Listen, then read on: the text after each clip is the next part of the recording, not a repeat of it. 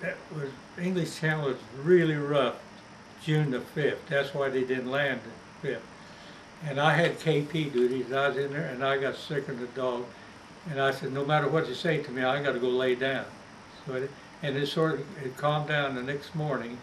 And I remember being down in the LST, and we could hear some depth charges, and we found out we was going to go on the beach. So they opened up the front, and whoever was doing the engines on the craft, they brought it around front. Well, let me interrupt you here for those that'll watch this tape. An LST was one of the large flat-bottom ships that went right up to the beach and dropped open. Yeah, okay. The front opened up. Okay, okay. I'm sorry, Yeah. continue your story there. Yeah. And they also had LST did that too. LST was pretty good sized ship. Yeah, right. And and then they brought the barge around, the Rhino barge, and we got on the barge, and it was anti-aircraft Army that they loaded on the barge. So we started out, this was around 10 o'clock in the morning. We didn't go when we was going to the beach, it was around 10 o'clock. Yeah, but that was what we hit the beaches about 6, didn't we? So you weren't too far off from the original wave, were you? Well, they already had, the Army had already went in. There's some pillboxes that they knocked out.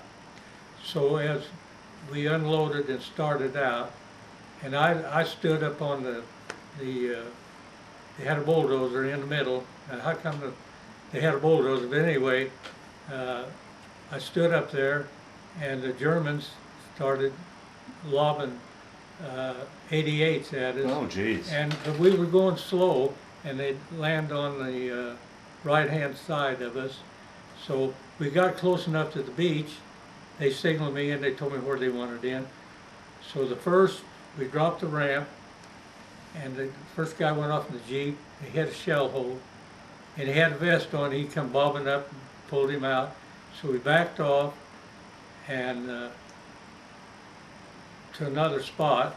So we hit that right, and we unloaded all of the anti-aircraft unit. Which beach did you land on?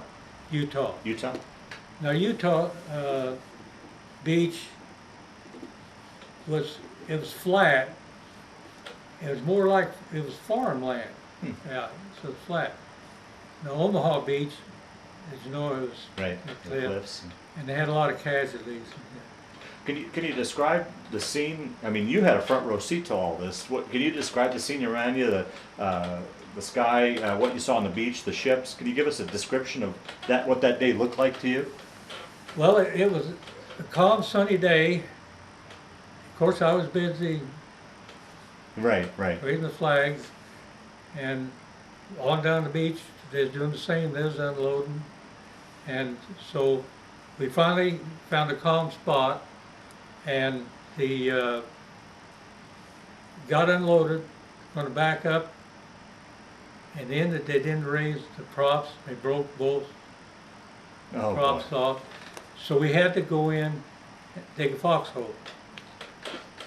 Well, at this time, I have pictures. There was already had German prisoners at that time. Well, not too far from these prisoners, we dug a foxhole, and so it was 5 of us. In the center, where we had our stuff, they had some kind of separated off, and we went back to get our stuff. And I was standing there, and I says, "There's 4 planes headed towards us." I said, "Look at them little sparks coming out of the plane." That guy says, "They're strafing us." So they strafed. So we ducked down, and one pilot dropped a bomb. It hit on the back end, raised the barge up, and water all over, but he missed us. Wow. So, and then after that scary moment, we went in and stayed in the foxhole that night. Well, there was a farm not too far in, and this is where we ended up going in and setting up where they set up I got pictures where they had the chow line, and you could see where some of the gliders, you know, a lot of the, went in with gliders, and they was laying around, some of them were wrecked. And we all,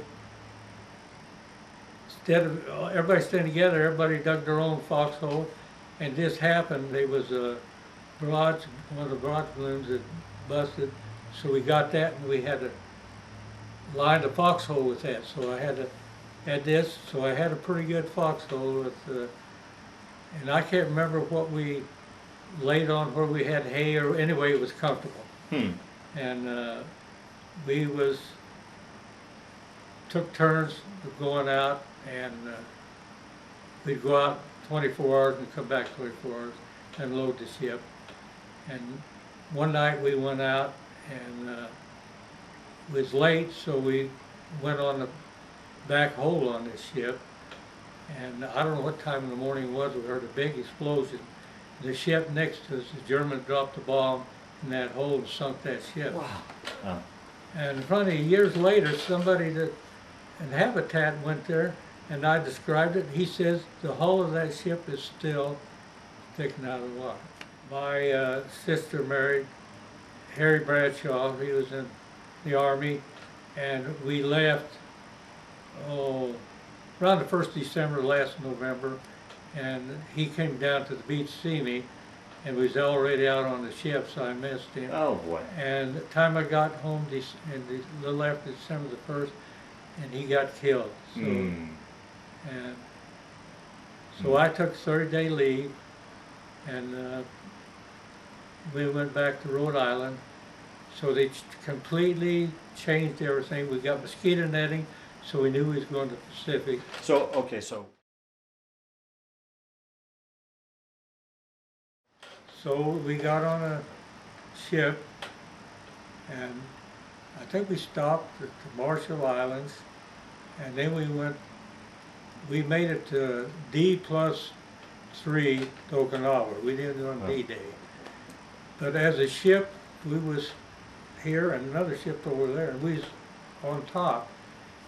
And Japanese, I don't know how far away, they started lobbing shells, and these shells landed on the starboard side of this ship next to us, and we was a little far, and they says, we didn't want to go down in the hole. They told us you had to go down in the hole.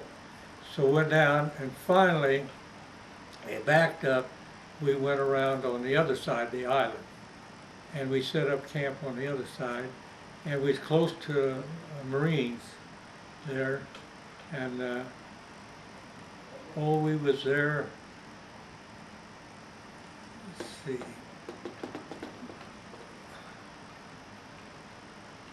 May, and the Marines were very good to us because we didn't have any beer. The Marines had beer, and they let us have some beer once in a while. And I remember the first time they had some kind of all get together. First time we'd seen a woman in a long time. They had the, I don't know, US, some of the, a big show there. Oh, USO type of show? I can't remember who was playing. So we got on ship again, and there's a little island out. It started with I, but it was in the China Sea, and it was about, this little island was about 3 by 5. This is where Ernie Pyle got killed.